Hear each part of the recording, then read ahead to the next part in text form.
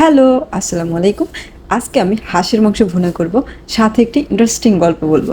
আর নারকেলের দুধ দিয়ে হাঁসের মাংস ভুনা, সাথে চালের রুটি বা ছিটের রুটি বা চিতই পিঠা, এই তিনটে হলে তো একদম জমে ক্ষীর হয়ে যায়। আর সেটা যদি হয় শীতের দিনে হাঁস কিন্তু অনেক বেশি মজা লাগে, কারণ হাঁসে চর্বিযুক্ত থাকে। আর গরমের সময় হাঁসে অত চর্বি না থাকলেও আমার এই হাঁসটা কিন্তু বেশ চর্বিযুক্ত। আর এটা আমি চামড়া সহ কেটে নিব। আর সাথে আমি গল্পটা বলবো। গল্পটা ইন্টারেস্টিং নাকি প্যাথেটিক, এটা আপনারা শুনে তারপরে আমাকে মানে কমেন্ট করে বলবেন। সেটা হচ্ছে, আমার অফিসের এক মেয়ে আমার সাথে শেয়ার করলো যে তার জন্য একটা প্রস্তাব আসছে। ওই ছেলে, ধরেন আমি তিনটা নাম দিই, সকিনা, মর্জিনা বা আবুল। আবুল ছেলেটার নাম।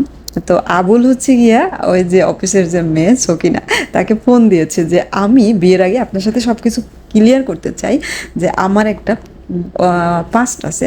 মানে সে একটা বিয়ে করেছিল, তার সেটা এক সপ্তাহের মাথায় ছাড়াছাড়ি হয়ে গেছে, ডিভোর্স হয়ে গেছে। তো ওটা মানে কেন হলো, বিচ্ছেদটা কেন হলো, এটা মেয়ে যখন জানতে চাইলো তখন সে বললো মেয়েটার চরিত্র খারাপ, এটা সেটা ইত্যাদি সেদিন নানান কথা বলছে।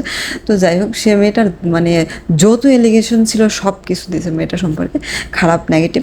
তো তারপরে মেয়েটা বলল যে আচ্ছা, এখানে আপনার কোনো আদৌ কোনো প্রবলেম মানে খুঁজে পেয়েছেন? নিজে নিজে একা একা কখনো নিজেকে কোশ্চেন করছেন যে একটা মেয়ে আপনাকে বিয়ে করার সময় নাচাগানা করলো, তারপরে কেন এটা ছেড়ে দিল?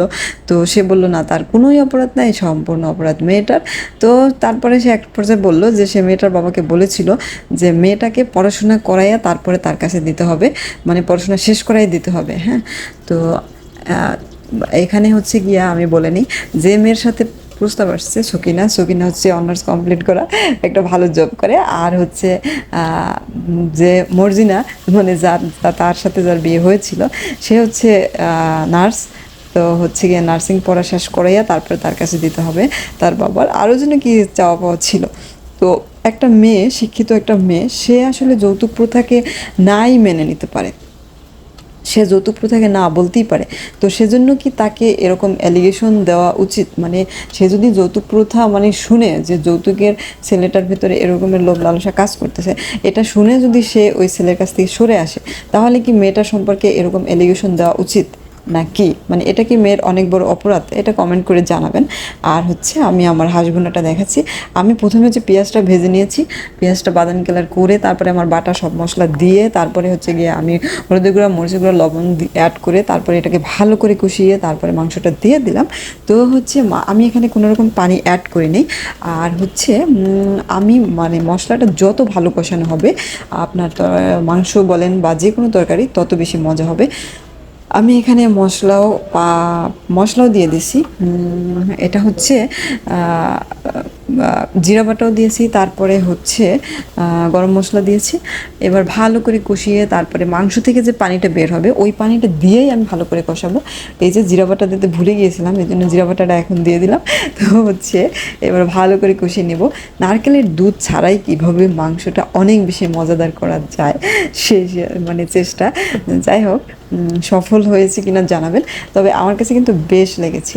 যাই হোক, গল্পটা শেষ হয়নি। গল্পটা হচ্ছে, মেয়েটা একবার সুকিনা আমাদের অফিসের যায়, সে জিজ্ঞেস করেছে আপনার কোনো দোষ এখানে ছিল কিনা। সে কোনোভাবেই সেটা সে স্বীকার করে নাই। কিন্তু সে মেয়েটা কেন তার ফোন ধরে না, মেয়েটা কেন চলে গেছে, এর কারণ হিসাবে মেয়েটাকে নানান ধরনের এলিগেশন দিয়েছে। আমাদের সমাজে কিন্তু এই ব্যাধিটা অনেক অনেক বেশি। আমার কাছে মনে হয় যে কিছু ছেলেরা, সবাই না, কিছু ছেলেরা এরকমের যে তার অনেক লোভ লালসা থাকে, তার ওই লোভ লালসাটা পূরণ করতে না পারলেই সে মেয়েদের সম্পর্কে অনেক অনেক বাজে মন্তব্য করে। এটা কি ঠিক? এটা কমেন্ট করে জানাবেন। এ পর্যায়ে আমি হচ্ছে কাঁচামরিচ আর টমেটো দিয়ে দিলাম। এটাকে ভালো করে আমি সেদ্ধ করে নেব মাংসের সাথে। আমি কিন্তু গরম পানি অ্যাড করেছি, যেইটুকুই পানি দিয়েছি গরম পানি দিয়েছি, কারণ গরম পানি দিলে মাংসটা খুব তাড়াতাড়ি সেদ্ধ হয়ে যাবে।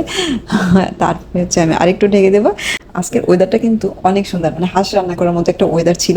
বাইরে ঝুম বৃষ্টি ছিল। এই যে এখানে কিন্তু একটা কৃষ্ণচূড়া গাছ আছে, যেটা আমার চোখের শান্তি।